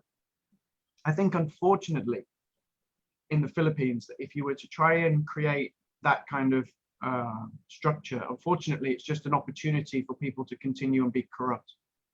I don't think it will change anything. If anything, it just creates an opportunity for money to be spent on, again, for whatever people want, rather than for what the people want. So my point really, to go back originally, is I don't think Manila can ever be, Metro Manila can never be walkable. It's too big, it's too disjointed physically, politically. But again, it does not mean that projects cannot be implemented and cannot work at a more kind of district level. Barangays working together, even within a city unit, so that they form some kind of larger frame. But I think, again, to the kind of age, I mean, I talked about Burnham, the age of this comprehensive city planning idea, be it for green space systems or for bike lanes or whatever. I don't think that can be done. But that's not to say that things, again, citywide can't be done, but that's not to say that things can't be done within certain territories. And I know there's efforts to do that, and I applaud the people that do that, because again, they have to challenge the politicians as much as anything. Because as I've said, there's enough examples of policies, paradigms, models that can be used in the Philippines. There's always an excuse. Oh, it doesn't. If it works there, it won't work here.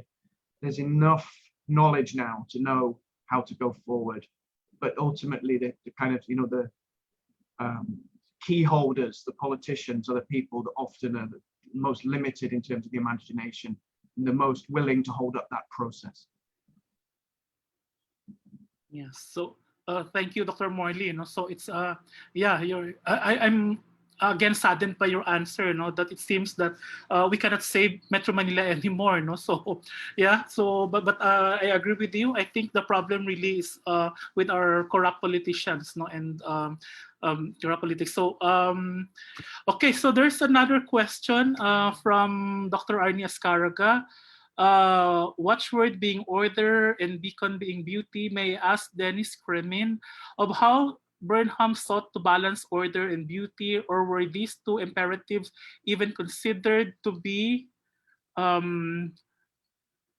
opposing requirements in any way, whether for Chicago or Manila? Dr. Dennis. Okay. Thank you for the question. I think in terms of beauty, I think Ian's done a wonderful job of kind of looking at what classical beauty would be, right? It might be Versailles, it may be the works of Michelangelo. So this very clear backward-looking classical beauty was highly valued, and even down to the Baroque street structures, these diagonal streets that he uses so often. In terms of order, this is the tougher question to discern, because I feel like this period of the 1900s is really one where we're in a imperialist period in the United States, and this is part of the new urban order. So I would be interested to hear the other speakers on this point, but I think clearly the orderliness also bespeaks of a social order as well. Yeah. Okay, so Dr. Ascaraga, did Dr. Cremin answered your question? So okay, thank you, Dr. Dennis. Now there's a question from Ellen Gonsalvo. I think this can be answered by any or all of the panelists. Could we attribute also the reason why we are not so culturally appreciative with regard to our heritage is the thinking that the past is a bucket of ashes? If this is true, how can we rectify this frame of mind? They would like. Can I maybe just yes, please interject and try and answer that?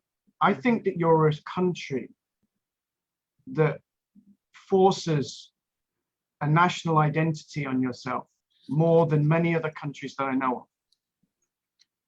You can't, for instance, today we have the national anthem. You go to the cinema, the theater, movie theater, you have the national anthem. You have flags everywhere. There is a very strong concept of nation, but it's an elitist concept.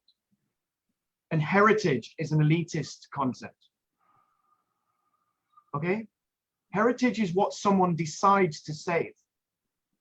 So the question is, who is feeding into that process? If you notice in the UK, if you notice in the example that Professor Cremin gave, there is a public sentiment. The public are not necessarily a direct agent in the process, but they are the projects that are heritage are accountable.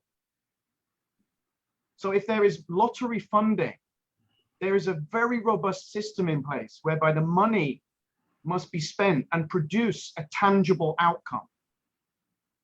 In other words, how are people going to use it? And if it is determined that people are not going to use it, then that building, whether it's old, is not going to be saved. You can't just save things because it's old. You have a flawed legal system in the Philippines. Saying something is 50 years old and therefore worthy of saving is not a good enough reason. That's a flawed system. It only works if you determine that it's worth saving because it has a value that connects to society. So the point there is, who is feeding into that system? That's the problem, that most people in Philippine society have no voice. The social system works in such a way where many people are ignored. And so therefore they don't care. And the basic reality that COVID is explicitly highlighted. When you come to just your day-to-day survival, heritage doesn't matter. Other things matter, basically paying your rent, having enough food. There's always that issue when you have the visible presence of poverty, how you reconcile that by telling people that heritage is important to your identity. People have to care, people have to be educated. In what you do in the Philippines, you force it upon people. Okay?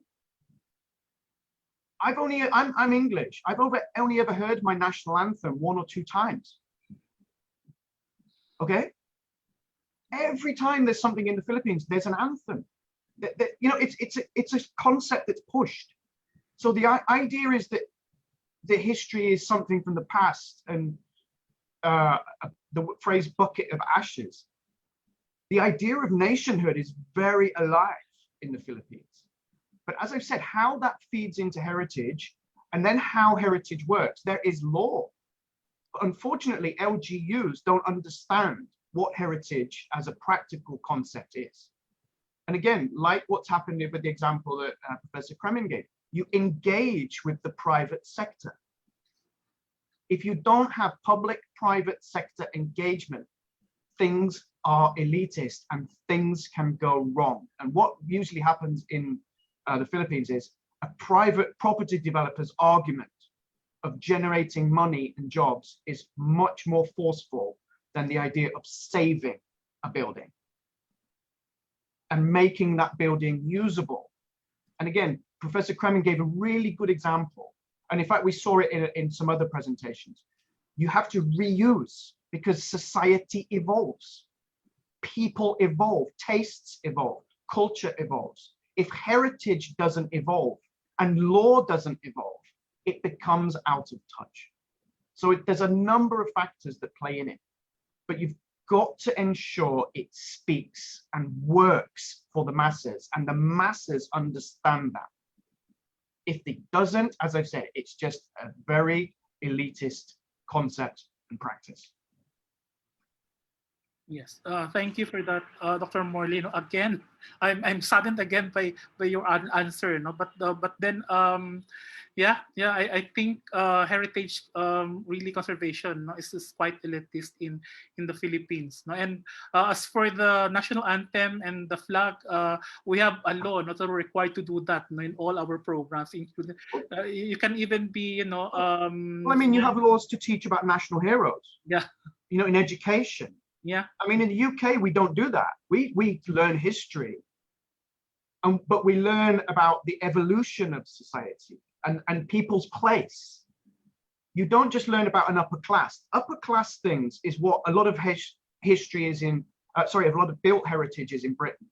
It's an aristocratic heritage. But that's what people believe is being British. That's what people go and visit. They get in their car, they drive out of the city into the countryside. And that idea of Britishness comes from the 19th century. There's a connective still in culture as to what it is to be British and how heritage works. Of course, there's an argument that it's, again, you know, I'm not from an aristocratic family. My forebears never lived in massive mansions.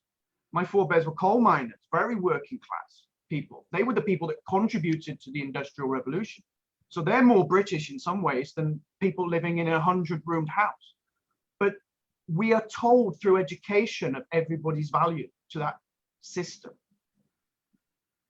Heroes are something that, again, are politically chosen in the British mindset, often right-wing, and most people don't agree with that. That kind of nationalism is associated with a certain politics. And I think, again, the role of things, it's not that there's nothing happening in the Philippines. There's a hell of a lot going on. But it's, again, how it works and how it informs, and then how people feel is really, really important. As you say, laws exist. So it's not as if nobody cares, but it's then how is it working? And I think that's a really important question. But thank you. Thank you. Thank you. How about the other panelists? May I request all the 4 panelists to please turn on your camera for the open forum part? Yes, Dr. Bersales, you might want to answer the question. I agree with Ian partially, but the British are also like that. Their heritage is also elitist. The Heritage Trust is a very powerful agency there that preserves only those. And he actually said it, that they grew up appreciating all these palaces and all that. But he has a point, and I agree with the point that there's just so much massive poverty in this country that culture will always take a backseat between feeding people and thinking of preserving a few bones. I mean, why would the poor care about preserving porcelain and all that when only that can't feed them? So there's a point there, but we're moving forward. I mean, I think we're still so young in this heritage bandwagon. We're riding on the experiences of the rest of the world, of the charters that we signed with UNESCO. And you must understand that even the UNESCO charter, the whole heritage world is elitist. It's not just in the Philippines.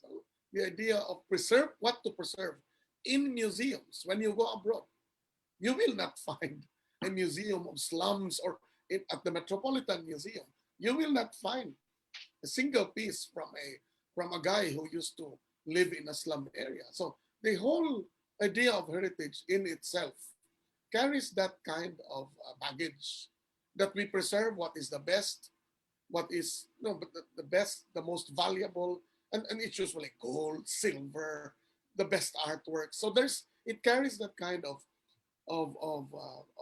baggage in itself. Because I think the human species, anthropologically speaking, has always sought out those that are unique from the mass of the human, of Homo sapiens. And that's what award-giving bodies are. The whole world is like that. We have Oscars, we have the Nobel Prize, because we're always looking for models of perfection, of the things that are not so simple and ordinary. But Ian has a point, and I'm glad that Ian pointed it out. There is so much corruption in the Philippines, and that corruption feeds into creating more poverty and depresses the idea of preserving things for the future, because who will be there to appreciate the future if 99% cannot even eat, or if 80% or 70% of the country cannot even eat? And that, and COVID and the whole COVID experience in this country bears it out very clearly. You have so much hesitancy for the vaccine from the from the from the urban poor, from the masses. And it's the ones who have so much at stake, the rich, the elite, that are running to look for vaccines because they have so much to lose. My houses, my cars, and things like that. So the poor, they don't care. They're probably just saying, we'll wait for you to become zombies and they will take over your houses. So we writ large, the whole idea of heritage is a special niche in itself. And it makes it even worse because we arrive at this stage when there's so much difficulty to impose the idea of heritage in a country that has reached this level of maldevelopment. We have reached a level where we started heritage at a time when heritage, preservation, conservation, at a time when things are in place in such a way that, my God, it becomes a special case. And so I agree. So I'm talking too much already. So I'd like to hear others also. Yeah. Thank you, Dr. Bersales. So perhaps may we hear from Dr. Yaacob? Yes, may I answer that and Mr. Torres' question as well? Yes. You know, Mr. Torres' question there is, what do you think of a common problem in Malaysian heritage, especially with one that has been identified side by side with modernization? In this respect, I will answer from the point of view of an architecture lecturer. You know, one of the basic fundamental, because of sustainability study, there's already sustainable forms in history, like the traditional shop houses and the Malay traditional houses. The principles of passive energy design is there. And in Kampung Baru, there is a settlement called Kampung Baru, which is started in the 1920s. And is side by side with modernization, with the, there is a highway that separates. On that highway, it was previously a river. And there was a cemetery there where the Kampung Baru people go during Friday, after Friday prayers to maintain and clean the cemetery. So now there is a highway. And there is development on the other side of the highway with high rises. And then KLCC Petronas Twin Tower is walkable there, 30 minutes from Kampung Baru. Now, the development that they propose is 7 out of all those hundreds of houses, traditional Malay houses that is in Kampung Baru, though it's from the 1920s, they are going to just leave about 11, and they're gonna relocate it to a corner.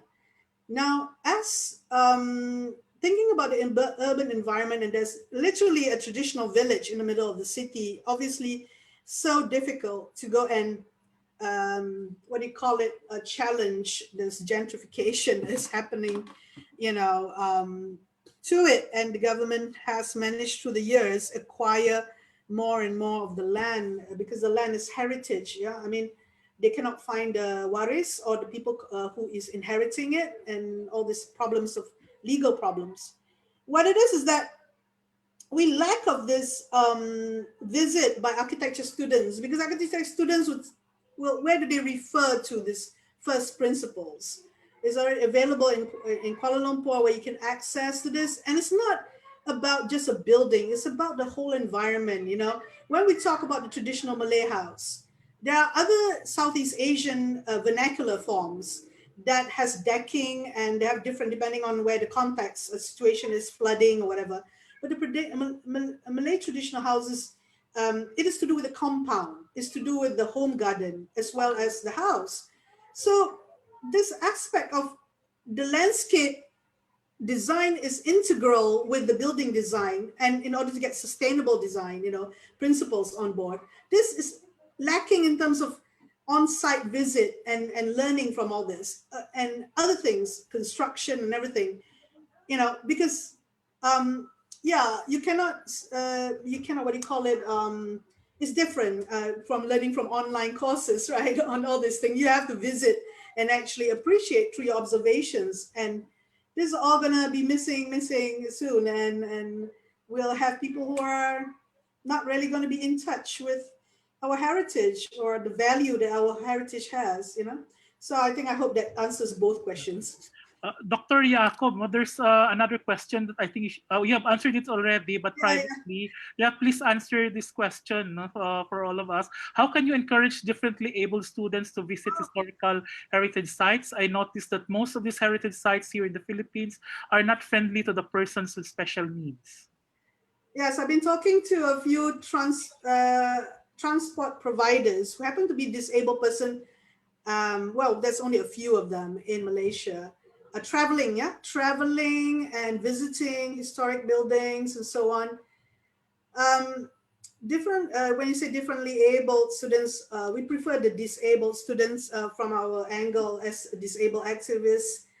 Disabled students, there are diverse needs, and you don't discourage them, support them, provide access as much as possible.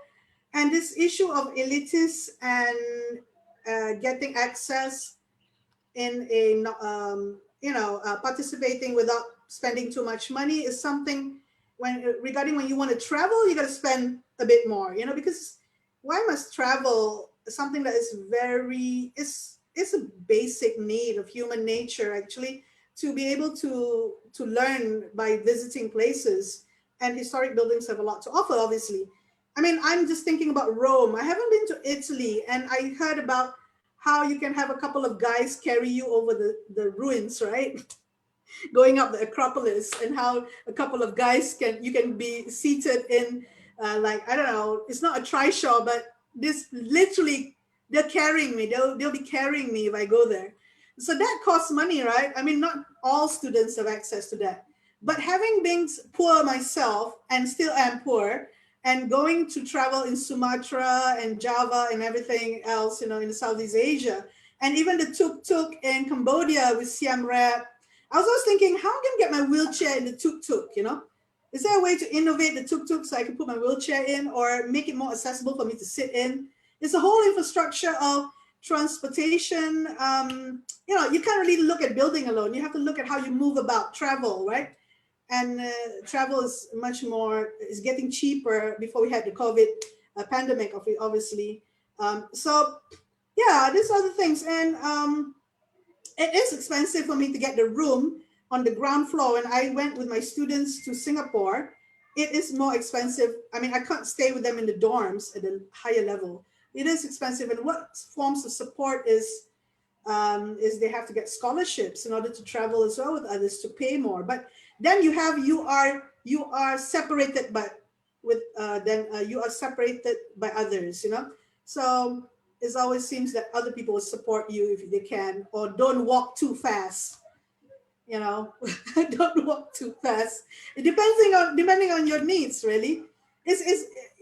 All these things are about something that is a psychosocial environment that makes people feel good. And this includes older person who has the money and appreciate heritage a lot, actually. So, we have students with disabilities always feel separated. I've been in that situation many times. Yeah. Thank you, Dr. Yaacob. There's a question for Dr. Cremin. From Mr. J. Caleja. Thank you for insightful sharing touching on George Floyd. How can proper urban planning best contribute to the social needs of dialogue, tolerance, and respect? It's interesting to think about the protests of the past year, because these were kind of dialogue moments, right?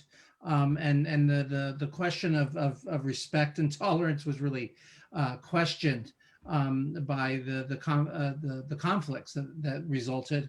I'm really interested in how these organic spaces are developing. Many of the protests happened at governmental buildings. I think George Floyd Square, where he was murdered, has become a kind of a park area set aside. Black Lives Matter Street in Washington, D.C., that was dedicated, has become another kind of space. It's interesting to think about these places as democratic spaces. And I guess the final point is the tearing down of these monuments, especially in the South, but other places as well. And I put into the chat there that General Lee statue in Richmond Virginia, and that projection of kind of appropriating statues and creating spaces for a different kind of dialogue. I find those really interesting kind of moments that are going on right now. Okay, thank you, Dr. Dennis. It's 11:49 now. Perhaps it's the last question, which I think can be answered by Dr. Morley and Dr. Cremin. No? So from Islas Halo-Halo, this is from our Facebook Live. No? William Parsons had a big role in the implementation of the Burnham Plan during his stay in the Philippines. Did Burnham supervise or check on Parsons, or Parsons had a free hand in the implementation? Yes, Dr. Morley. Okay. Well, part of Parsons's job description, which was set down in law, was to implement and interpret the Burnham Plan, and that's in black and white. So, particularly, for instance, if you think about Baguio in particular was very much more a Parsons creation than people acknowledge. They say that it's Burnham City, but the entire Burnham Park idea, that's Parsons. Because as Dr. Cremin's picture showed, the original idea of Burnham was to create a series of small spaces. It was Parsons who unified that. So as I kind of briefly touched upon, you know, he was important. There was an element of interpretation, in part because, and I think, again, this is often forgot about Burnham's work in the Philippines. Very simple thing. His reports are not long. There's not a lot of details. His Manila report is 9 pages, 7,000 words. Okay. His Baguio report is about 1,000 words. Even, you know, and that's nothing. If you compare the fact that Burnham wrote 2 reports for Chicago, 1908, 1909. The 1909 one, which he's most famous for, it's 200 or so pages. It's a real manual as to how to build forward. The longest report Burnham wrote was in 1906 for Manila, when he complained about the intrusion of the train company. In 1906, his report is actually longer than his planning report the previous year. He writes the 1906 report because he's worried that his city plan is not going to be implemented in the way that he wants it. But he was involved, remember, in choosing Parsons. And of course, one of the reasons why he selected Parsons was because he knew by training and by attitude that Parsons would be sympathetic to the original idea. I'll leave it as that, but thank you. Thank you, Dr. Morley. Dr. Cremin? A wonderful analysis there. Burnham sometimes gets depicted as the champion of all C students, the very average student. And that might be unfair, but he chooses great people to work with in Bennett and in Parsons. And that is his genius as a salesman to sell these plans to the powerful in many ways. And he chooses great partners to kind of carry out the vision then. Thank you. Sorry, just as a final point, we have to remember that by the time you get people like Juan Arellano, Antonio Toledo, Thomas Mapua, becoming very important players in the Bureau of Public Works, these are the guys who are essentially running the projects in the Division of Architecture. And because of people like Ralph Doan, who I briefly mentioned, giving them this like kind of new philosophical momentum, they react against Parsons. They are still working in the classical tradition because they're essentially educated on the East Coast of America in the Beaux-Arts form of architectural schooling. But they react against Parsons. They see his buildings as being boring, in a sense, gray, dull. So it's people like Arellano, Toledo, Mapua, they introduce color into the colonial architecture. But again, they see their buildings not as colonial buildings. They see them as Filipino buildings. They see it as an evolution in Filipino art. So again, what is really important that needs to be understood in history in order to understand the value of the heritage is the history behind it. You can't just simply say that's an American building, that's colonial, because the American colonial age in the Philippines, there's different phases in it. From 1916, you have decolonization formalized. By 1935, with the Commonwealth, you have a social justice program set out in the Constitution. Now, again, whether it's practiced or not, that's different, but the Constitution that nobody talks about is very clear as to what public works should be and their role in the development of what is now going to be the independent country by 1945-6. And again, there's no discourse of that. And until, again, these things are understood, nobody can really go back to the source and really understand the value of it. And likewise, the value of the agents, the people, the architects that play into that narrative, be it Parsons or Ariano. Okay, thank you, Dr. Morley. So, yeah, it's 11:55, so we have 5 minutes more. Perhaps each panelist can give their like a sort of parting closing words for 1 minute each. Dr. Yaacob. Thank you very much. I think that I believe that individuals will need to solve a problem from the bottom up rather than governments. In Southeast Asian countries, I cannot say anything much for other countries because I'm just an observer, but I can say about Malaysia, the bottom up approach, where we deal with small, medium enterprises. And it is the same with heritage, our heritage as well.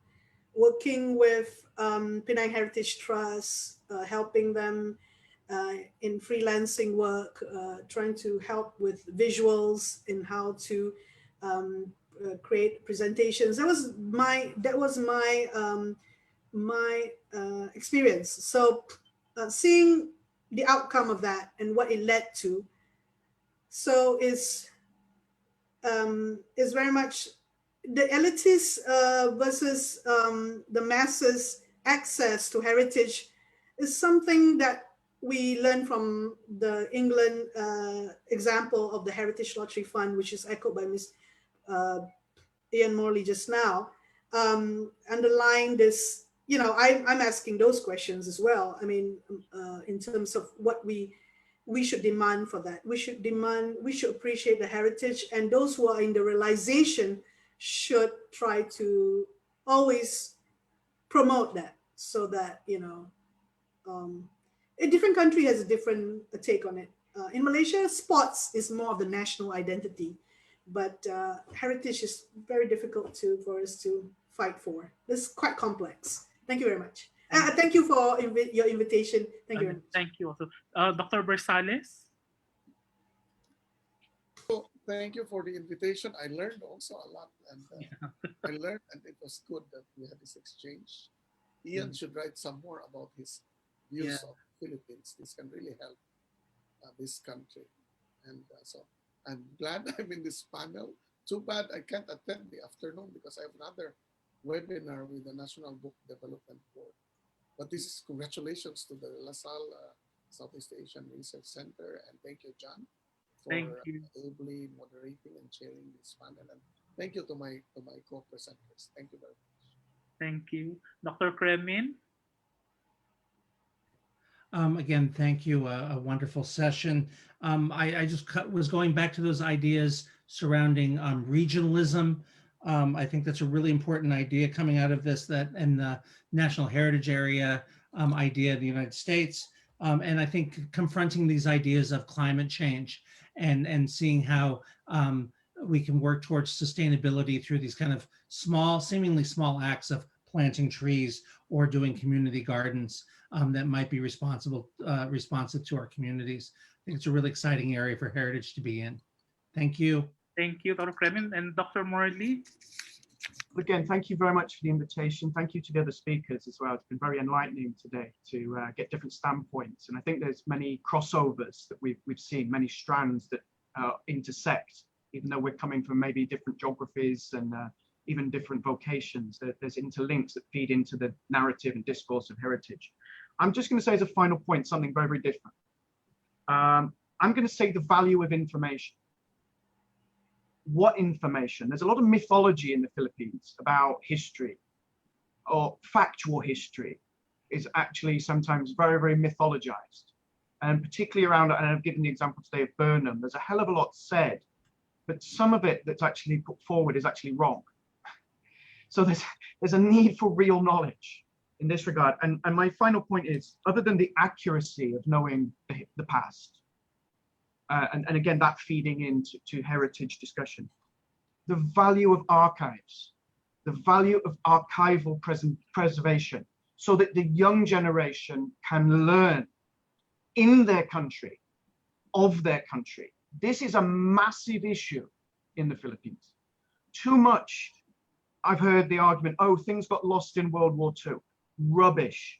It's been sold and it's in private hands. So it's easier for Professor Cremin to do research about the Philippines, Burnham in the Philippines, in Chicago, than it is for someone in Manila. And that is not a situation that young people, enthusiastic, the next generation of knowledge builders should experience. It's a pathetic reality, but it is a reality.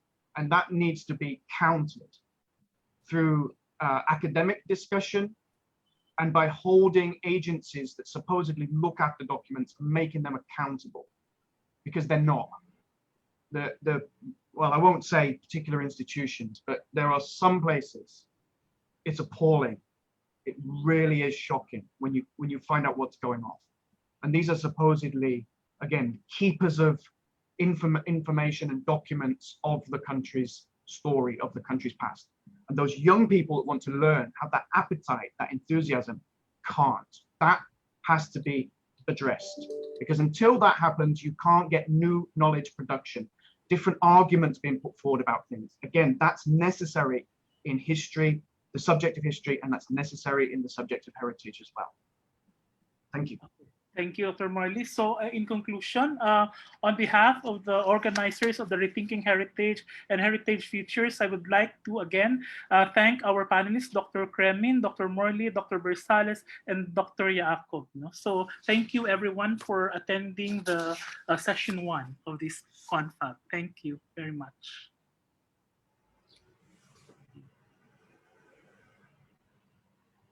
Dr. Santiago, back to you. Yes.